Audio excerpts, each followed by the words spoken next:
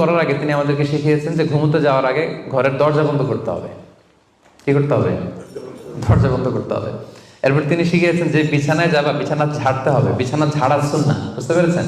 পোকা থাকতে পারে, মাকড় থাকতে পারে, অনেক কিছু থাকতে পারে, বিছানা ঝাড়ার সুন্নাহ। এরপর রাসূল সাল্লাল্লাহু আলাইহি ওয়াসাল্লাম বলেছেন বাতি বন্ধ করার সুন্নাহ। এখন তো বাতি নেই, এখন লাইটের সুইচ আপনি অফ করবেন। তাহলে আগে আপনি দরজা জানালা বন্ধ করলেন, বিছানা ঝাড়লেন, এরপর বাতি বন্ধ করবেন, এরপরে তাওয়াক্কুলে যাবেন।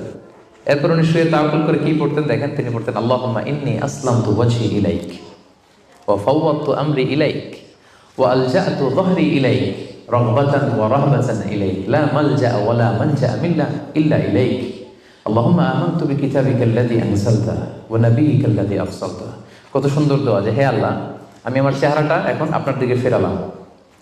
আমি আমার নিজেকে, যেহেতু এখন আমি মরতে যাচ্ছি, ঘুম মানে কাইন্ড অফ ডেথ না, মৃত্যুর মতো, আমি তো মরতে যাচ্ছি,